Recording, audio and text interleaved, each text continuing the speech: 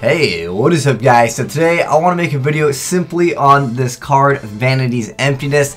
And it's been one of the most game-breaking cards I think to come out in a long time, that when it first came out, no one even cared about this card. They read that and they're like, you know what, I don't even want to play it. It's not even good. But now it's not uncommon to see most players that are in like the top 8s of, you know, all these YCSs and regionals main decking 3 copies of this card.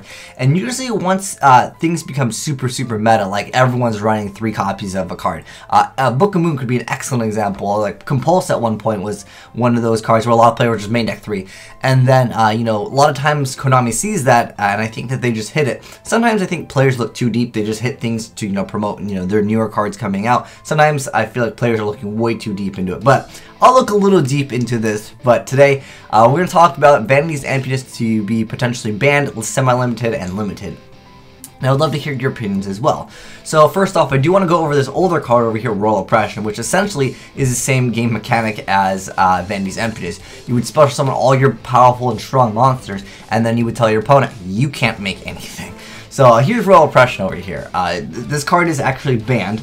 It's just a continuous trap card that says either player can play 800 life points to negate the special summon of a monster or monsters and or effect that special summons a monster or monsters and destroy those cards. So it's pretty much the same thing as Vanity's Emptiness. You stop your opponent from really making anything at all after you get out your, you know, boss monsters in the game, and you pretty much maintain your field control. Now, obviously, I think Royal Oppression is much better than Vanity's Emptiness, but there are some scenarios where Vanity's Emptiness is totally okay, because if you're running a deck that, you know, like a pendulum-based deck, for example, the monsters would go face up in the extra deck. So, you know, there's some mechanics. Or if you have Macrocosmos, for example, you know, your stuff doesn't actually go to the graveyard, therefore it's basically Royal Oppression, but there's really no downside to it as far as it being destroyed. You can basically destroy it if you want to, and that's kind of like how Royal Oppression was. You basically just keep it on board for as long as you possibly could after you get out your monsters, and then you would try to just destroy it yourself if you wanted to. Or you can use Trap Stun, or back in the day, the Cold Wave, man, the Cold Wave was real. But the way I see Vanity's Emptiness, and as far as the meta is shaping up in the game, most players are also main decking Triple Space Typhoon, simply to deal with Vanity's Emptiness. Now, Mystical Space Typhoon also deals with most pendulums. Now, there's other things that you can destroy, you know, the back row with, so for example, like Lila. But the problem with, like, Lila and pendulums being so relevant in the game is this is going to use up your normal summon, and pendulum-based decks can swarm really fast. And if you're going to run into, let's say you activate something that special summons, and they flip up a Vanity's Emptiness, and you're playing against a pendulum-based deck. You then normal summon Lila and then pop and turn, whether you should probably pop something else, that way Vanity's gets destroyed. Of course, unless they have macro or something on board. You've essentially kind of lost a lot of your aggression that you could actually do. So I feel like that isn't really productive. Plus, with a lot of decks already just main decking Skill Drain already, we have the trains coming out, which can definitely make use of Skill Drain. But there's also, of course, the Cleese that can make a really good use of Skill Drain anyways. And you use something that Lila is probably going to be irrelevant anyways. And on top of that, I think that because of everyone just main decking the Space Typhoon to deal with pendulums anyways, I'm not sure if players would main deck triple Space Typhoon just because of pendulums, but because of Vanity's Emptiness plus the pendulum based decks like the Cleese being so popular in the game, Mystical Space Typhoon basically seeing more play, therefore the pendulum players won't be able to function as well. Perhaps we can look at this as a business standpoint. If we want to look a little bit deep into it, we could say that Konami probably doesn't want us to play 3 MST. Maybe they'll hit MST to try to support pendulums just a little bit more. I mean, I feel like Vanity's Emptiness totally shuts down pendulum decks. There's decks that only can pendulum summon, and I feel like Vanity's Emptiness will definitely shut those decks down. Now, Cleese, on the other hand, because they have that card where it makes it so the monster can't be destroyed in battle, they can definitely survive a little bit more. Plus, they have the options to go for Skill Drain, and that can definitely make their monsters much stronger, so they can deal with Vanity's Emptiness much better than I'd say a lot of the other pendulum-based decks in the game. Now, we do have the Necros, or they were formerly known as the Naklots. this deck, if you threw up a Vanity's Emptiness, what do? Like, at that point, like, all of their stuff is just to search out, you know, and just add whatever card they want and go for whatever ritual they want. But if you go ahead and throw up Vanity's Emptiness, they basically lose. So many times I've seen games where literally one player will go ahead and go first, summon whatever. It doesn't even matter. He doesn't even need to summon anything.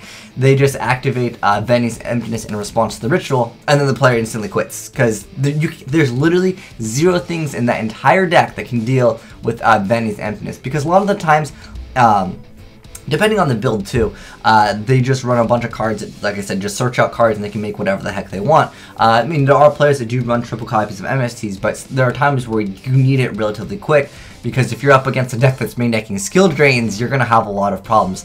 Plus, like, you only have 3 MSTs. When you have to deal with things like Vanities and skill drain and then the scout, there's just too many cards that you need to hit too fast, and sometimes that just doesn't work out too well. So maybe we need a better MST. I mean, pretty much most of the players are playing multiple copies of Fairy Wind now. There's so many players main decking that card, something to deal with Vanities, plus it deals with the Cleese, and it does a lot more. So I don't really see MST getting hit, but I mean, you know, it is Konami. Stratos is still banned in the TCG for how many formats? So sometimes I feel like they just do things because they can, and maybe that they're actually laughing at us because they're like, dude, you know what, guys, like I said, let's ban Stratos.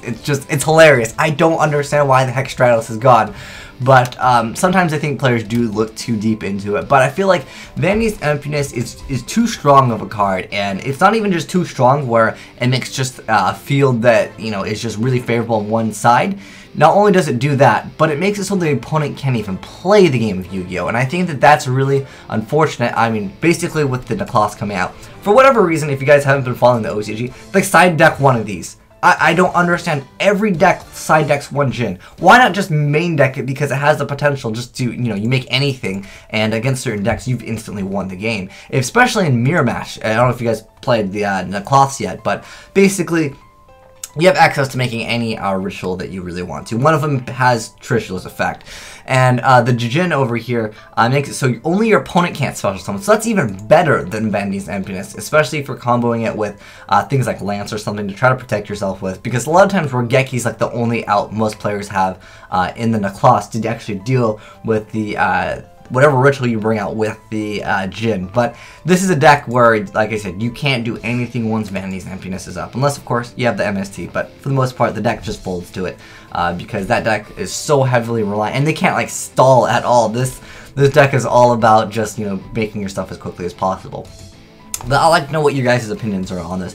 For me personally, I just don't like it in a sense where it doesn't let your opponent play. Like, for example, Dragon Rulers were a very, very strong deck, but they didn't essentially stun your opponent. They were just getting so much free advantage. They make very powerful cards, but they never really stunned at, you know, at the time that they were played.